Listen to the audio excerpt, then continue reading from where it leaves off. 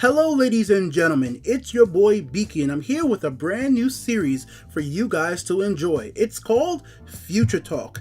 In Future Talk's episodes, I'll be bringing you guys a topic related to society or future technology that's going to affect gamers in the coming generation, whether it's one generation or even beyond. These topics are going to be very hypothetical because we obviously can't predict the future, but I definitely want to have a discussion with you guys related to these topics and how it actually might affect the way we play video games or how the video game industry might be within the next 20 or even 100 years. And for today, we're going to be talking about the potential death of the racing genre, or basically a less interest in the genre in the coming years.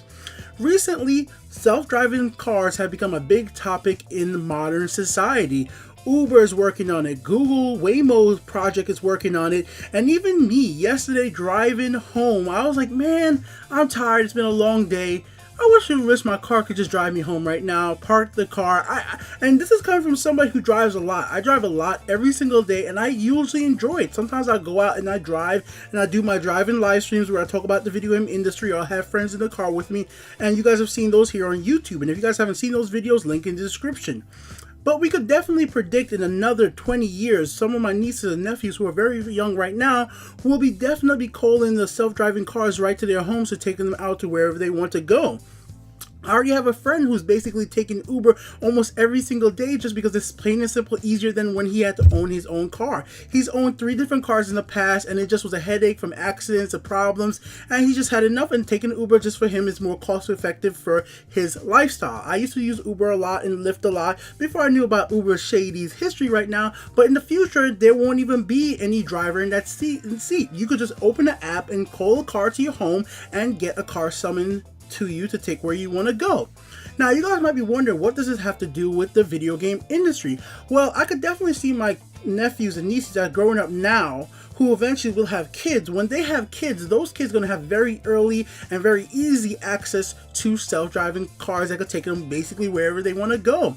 This is going to less incentivize people to own their own car and want to drive around. Yes, there will always be people who want to drive their own car, and even people who go out and buy cars have the feature, like the Tesla models, who have the ability to have some parts of it self-driving, will eventually want to actually control the car themselves. But I can see a lot of people want to use the time when they're stuck in traffic to do other things, whether it's playing games, whatever the laws might eventually change, because eventually I think self-driving technology will get so advanced that we could literally be in the back seat watching a movie or playing a game while the car completely controls itself. This first generation of self-driving cars that are out right now we need to have our hands on the steering wheel and we need to be paying attention the whole entire time. But eventually, once this technology grows and excels, eventually people are going to be in the back doing their makeup, eating food, and everything else people are doing right now that they're not supposed to be doing while they're actually in their car. And what I think this will do in the future is that there's going to be less interest in the people owning their own cars. And for the younger generation, franchises like the Forzas, the Need for Speeds, especially the arcade style, I think this is going to very much impact the arcade style racers, the Need for Speeds of the world. If Burnout ever comes back, you understand, the Forza Horizons of the world, those types of genres are not going to be as intensive or as important to the younger generation to want to go out and play those type of games. It's going to be like, why am I even owning, what do I care about racing cars for in these street car racing scenarios? Like, you know, I can just get in my own car and drive wherever I want to go. And I just think there's going to be a cultural thing there. Slowly and slowly, the younger generation in 2 generations from now, when they have these really advanced self-driving cars, are going to care less about driving, which could lead to them care less about driving video games. Yes, playing a video games is a step away from reality. It could take you to another place and it could give you the experience to be a NASCAR driver or F1 driver. That's why I do think there will still be those places for those more simulation of the NASCAR, the Gran Turismo, the core Forza games. But I think the arcade racers are the ones that are going to go to the wayside. That's what I personally think, and that's what I think what's going to be happening in the future. There will still be people out there watching NASCAR races for the thrills. There's still people out there who wants to be F1 drivers, and that's going to still be interesting because that's kind of a cool sports. But then the concept of like doing a street open world Need for Speed, Midnight Club type races where you have to weave through traffic and stuff, I think that's going to kind of slowly go away as being that much of an interest. Now, it's going to take a while for this to happen. And I'm saying like in 2 generations, but it's going to probably really be way after another 100 years till the technology is so advanced and so few people are actually driving their own car, and driving on the street is so much safer because everything's self-driving and cars are communicating with each other so easily that this mindset will get into our brain. There's going to be a lot of people right now who want to still fix their own cars, still want to drive their own cars, and they're going to pass that on to their children. But even with them passing that on to their first generation of children, those children will start growing up with self-driving cars as a normalcy, and then their children, that technology is going to be there as well, and they're going to start adapting to that, to the point that everybody's going to have cars that just automatically have this feature. I actually do think there is going to be a point when you go to a store to buy a car, in some format, some way, your car is going to actually talk to the other cars around you in another 100 years to let them know where you are on the road, to make sure everybody's safe and it's easier for everybody to communicate car to car to keep accidents at a minimum. And this culture is going to change the way that we experience video games as well, because obviously those type of cars are going to be very different from the cars that we currently have in video games. Think about 100 years from now, even 50 years from now, the car you see, the Nissan you see in the video game is going to have some self-driving feature. Now, if you're in that game and you're used to like, oh, I gotta pull up to, let's say instead of just fast travel, you say, why don't this car just drive me to the garage to get the upgrades so I could just like experience the scenery. I just think it's gonna be a different way with these different types of cars, because obviously these cars are in the video games and have to have some of the features if they're trying to be modern. That's what I'm trying to say here. If they're trying to be a modern like street racing or whatever type of game, it's gonna be kind of hard for them to do. But things like track-based, what F1, NASCAR, those kind of car racing games are things that are going to try to simulate classic racing, which will be this modern era. So if you're 50 years in the future, 2000 is going to be considered classic. And the classic cars that are out right now, the McLarens, those cars that don't use electricity, that just use gas or diesel and don't have any smart tech, these are going to be considered classic vehicles that burn emission into the air and all this type of stuff.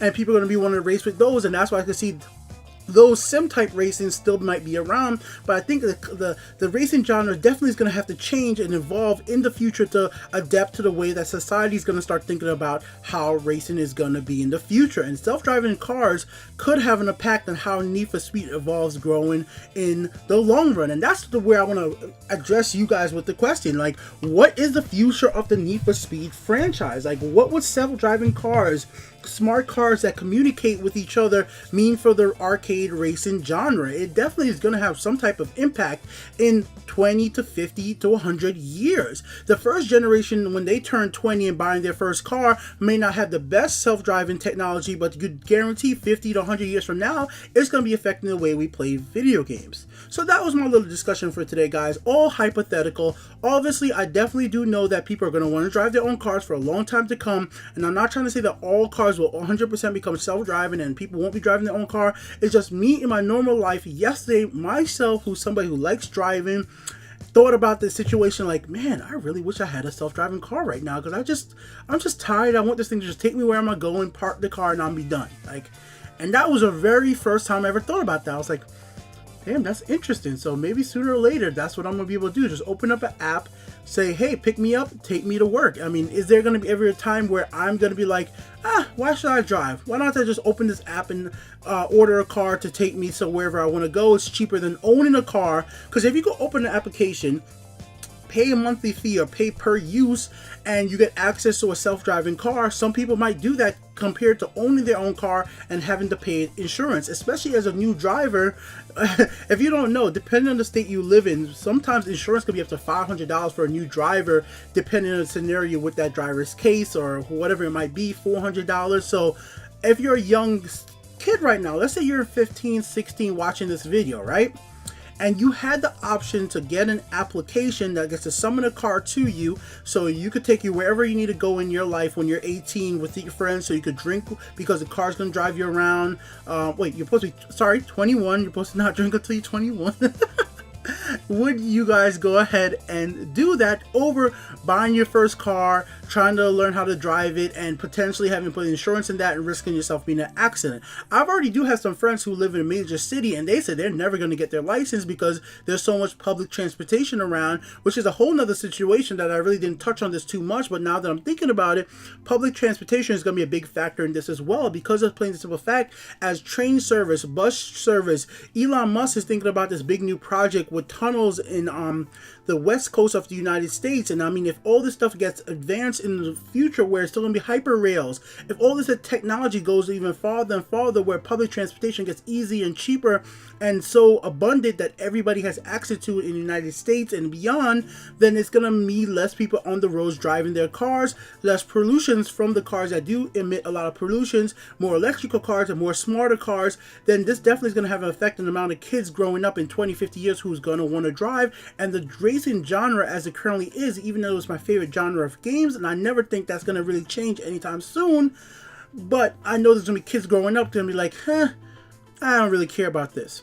I'll just put one little aside. I do think games like Mario Kart, the fantasy, the style racers like that, or like the Sonic racing game, I forgot what it's called right now, that was kind of like a kart game too, the Little Bit Planet karting. I think those kind of games would be perfectly fine. I think specifically the Need for Speed, the Forza Horizon, the Midnight Clubs, some of those franchises we haven't even seen in a while, the Burnout Clubs, those are the things that we're going to see less and less of, and it's going to be either the Mario Karts of the world or the Gran Turismos or the core Forza track-based racing that simulates something that's more like classic racing in 50 years. Let me know what you guys think in the comment section below. Do you guys agree with me? Do you see that the video game industry racing genre is going to be affected by self-driving cars and future transportation technology as the industry keeps evolving? And it's been evolving very rapidly right now, guys. Just go look up some videos on self-driving technology from Waymo, and the technology that's out there already is quite impressive. It really is.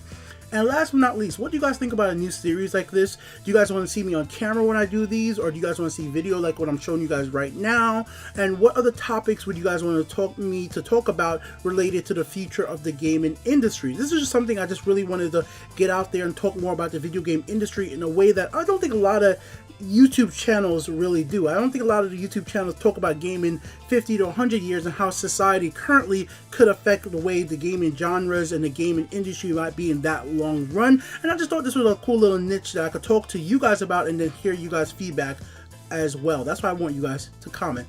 This has been Beaky with the Untitled Game Show. If you guys enjoyed my video, go ahead and like. If you didn't like it, go ahead and dislike. If you guys want to support, there's a link down in the description to support the channel. And obviously, if you want to get any of the items you ever see in my videos, like my gaming chair, there's an Amazon link to my gaming chair, my whole entire setup down there. If you buy anything from those Amazon links, it doesn't cost you anything extra, and you will be supporting the channel. It's one of the best ways to support. And of course, I'm going to start doing these a lot more because I never shout myself up enough. Go check me out on Twitter. It's at Untitled Life. I tweet almost every single day. I'm very much about updating you guys about my life, what I'm making for YouTube, and a lot of other games I'm playing. Sometimes I share some funny stuff there as well. If you want to follow me more personally, Twitter definitely is the place for that. So once again, it's at Untitled Life, because our lives are not titled until we live it. So go live your life. Later, guys.